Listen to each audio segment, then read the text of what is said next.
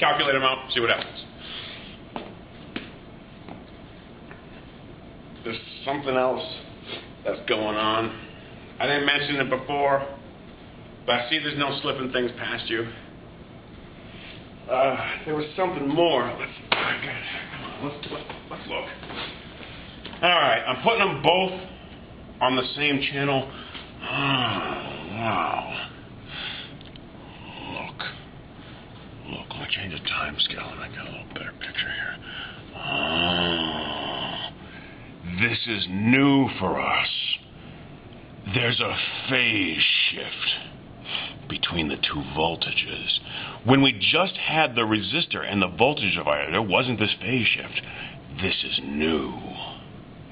So something else is going on with this new mysterious device called the solenoid. Well,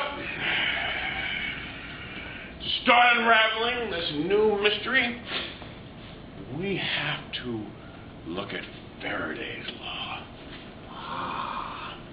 Oh, wow. Okay, Faraday's law. We have a changing magnetic flux. It will induce an EMF, a voltage. And it'll be a negative change because this induced voltage, this induced current, will fight the change. All right, so let's see if we can think of some examples. Let's see here. So suppose I have a loop of wire with some area A, and it's in a magnetic field that is coming out of the board. These dots. All right, so now if I take a certain amount of time and I shrink the area, during this time, a current will be induced in the loop of wire. Now, after this time, if I don't make any more changes, no more induced current in the wire, no more voltage in the wire. It's only during the change in the flux is it the voltage induced. Okay, so now let's see here. Okay, so now, so this current, this flux, we know that's BA, the area times the magnetic field. Okay, so we tried changing A. There's a second way we can change the flux. We can change the magnetic field. So, same thing as before. Suppose we have a loop of wire and a magnetic field. And then suppose we take some time to increase the magnitude of the magnetic field. Many more dots. Stronger magnetic field. During this time, again, a voltage will be induced in the wire. Now, again, if I stop changing the magnetic field, no matter how strong it is, no EMF is induced. No current in that wire. Oh, but suppose, as soon as I got here, I went the other direction. I take another time, and I went back to a smaller magnetic field. During that change, once again, an EMF will be induced.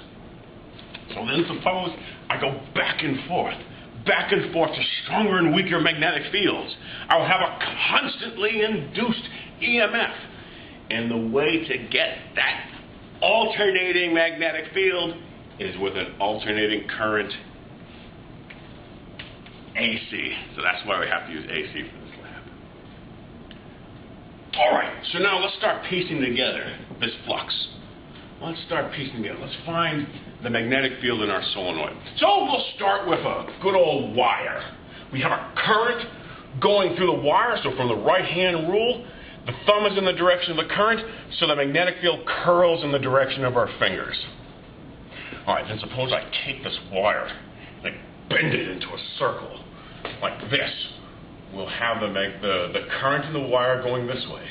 So to find the direction of the magnetic field, suppose I grab that piece of the wire. So my thumb is in the direction of the current, and the magnetic field's curling, going into the board here, out of the board on the outside. In, and then out on the outside. So now suppose I take this and then I move it so we can look at it from a side view. Well, then the magnetic field lines that are going into the board here are now going this way. Okay, all right. So then suppose I just start adding more and more and more loops. I'll get a solenoid. Suppose I add n loops. I'll have a solenoid here with n number of turns, some length, lowercase l, and then inside, all of these magnetic components will superimpose to one uniform magnetic field. Call it B. Okay, so still haven't found B yet. To find B, you need to use Ampere's law. So I'll start you off if you want to try it. Here's Ampere's law. You need to integrate around this box. Flux will be 0 here, 0 here, 0 here. You'll just be left with this one here. All right, so then through the miracles of modern calculus, we'll get this. So the magnetic field inside the solenoid will be mu naught, the permeability of free space, we know all about that, times the number of turns divided by the length of the solenoid times the current. Another way to express this is with a lowercase n, where lowercase n equals the number of turns divided by the length. All right, terrific. So now we're ready to start piecing together the entire flux of the solenoid. All right, so the flux through one loop is BA, but now we have n loops. Okay, so this will be the n here, and then the B, well, we just found that, and then the A, pi r squared, is a circle. Circular solenoid. Pi r squared. Okay. All right, so now we're going to rearrange this way. So let's look at this. This part right here. Okay. Those are just constants, mu naught pi. Those are just constants. And look at this part. R squared n squared over L. That's the geometry of the wire. And then times the time-dependent piece. The only time-dependent piece is the current now. So all of these non-time-dependent pieces that are not changing in our solenoid through time is called capital L, the self-inductance, the inductance of the solenoid. So now the flux, the magnetic flux, is Li. Great. Okay, so now let's revisit Faraday's law. Here, put in our new form of the flux, take the time derivative, and then we get another way to express Faraday's law. Minus the inductance times the derivative of the current.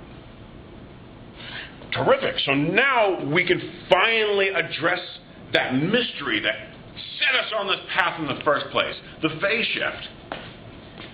So if I have an alternating current, a sine wave, well, I can stick it into here, take the derivative, and I'll get a cosine. But the cosine of omega t is sine omega t times 90. That's our phase shift, 90-degree phase shift.